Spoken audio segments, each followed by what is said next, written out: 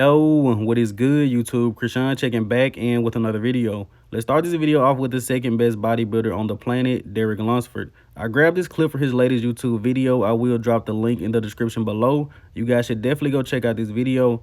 Derek sounded very motivated. He actually said he is currently the biggest and the best he's ever been in his career, and is very scary for the competition. If Derek Lunsford is able to capture a Mr. Olympia title, it's possible that he holds on to that for a while. Let me know in the comment section below, do you guys believe that Derek Lunsford can win this year's Olympia and knock out the current champ Hadi Chupin? And let's switch over to Samson Dauda, who recently posted a very impressive update at 325 pounds. And I promise you guys, just looking at Derek and Samson has me very motivated for this year's Olympia. And people have to watch out for Samson Dauda. He's the current reigning Arnold Classic champion. He placed ahead of Nick Walker. Nick Walker was third place at last year's Olympia. So Samson has to be looked at as a top 3 threat. And from the front, from the side, I believe Samson Dauda can stack up really well against Hadi Chupin and Derek Lunsford. I mean, he's about 5'11", 6 feet, 280, maybe 290 pounds on stage. Hadi and Derek are only 5'6", 5'7", around the 240 area.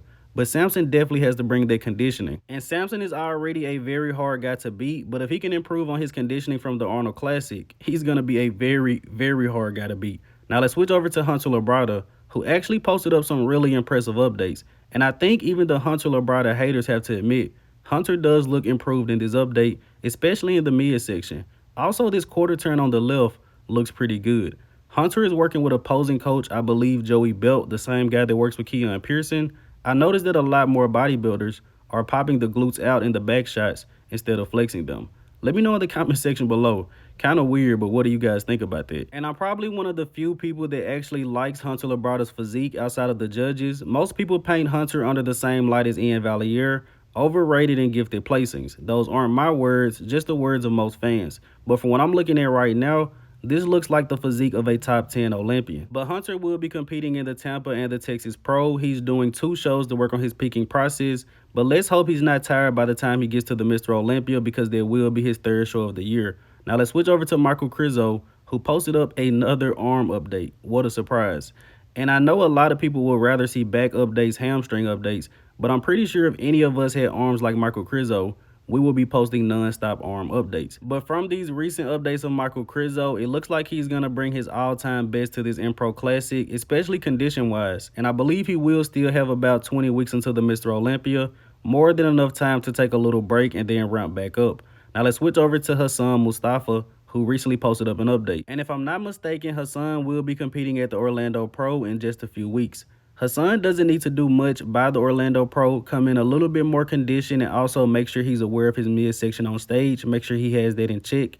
Outside of that, Hassan looked incredible at the Toronto Pro, and this guy comes in even more conditioned, is going to make it very hard on the competition. Hassan is an absolute genetic freak, and he was so close to winning that Toronto Pro. I mean, a lot of people had him winning this show, but we're going to leave that where it's at. And let's switch over to Antoine Vaillant, who recently posted up an update. Antoine is currently sitting at 295 pounds, and he just started his offseason last week. And I have to say, this is a great starting point for Antoine Vaillant. Antoine is very impressive from the front and the back, but I think he loses a little bit of ground from the side shots. He needs more chest to back thickness.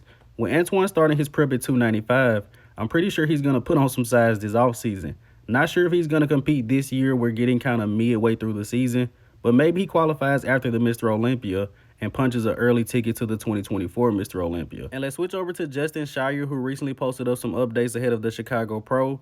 Looking pretty impressive, but will this be enough to take out a guy like Blessing Awodibu? I guess we will see at the Chicago Pro. I really like Justin's physique, but I think he may need a little bit more size to beat a guy like Blessing Awodibu. But while we're on the topic of Justin Shier, something very interesting happened at the Toronto Pro between him and Fouad Abiad. And you guys know that Nick Trigili reported on it. So I'm actually going to wrap up today's video here, and then I'm going to roll the video. So don't click off the video, guys. Like the video and subscribe. And listen to what happened between Justin Shier and Fouad Abiad. And I almost forgot. I hope you guys did indeed enjoy this video. I'm Krishan from Go Fitness, and that's it. I'm out. Well, it's actually kind of funny you asked this, because Fouad saw Justin at the show when he was with Mike Van Wyck, and Justin actually texted Fouad before the show this weekend because he figured he was going to see him there. And then the first 2 people that Justin sees when he walks in is Fouad and Mike Van Wyck. Justin puts his hand out to shake Fouad's hand. Fouad doesn't shake it. Justin sits there with his hand hanging. And Fouad said, I'm not fucking shaking your hand. Said some other shit to each other. I don't know what happened. And then Fouad and Mike walked away. There's a million eyewitnesses. I mean, a million people told me about this. And I'm sure Justin will verify this happened. And I'm sure Fouad's going to get pissed I talked about it. But, yeah, all that bullshit of, oh, yeah, Justin, come on my podcast. We're still friends. It's all fake and phony and horse shit. So, yeah, take it for what that is. Take it for what it is.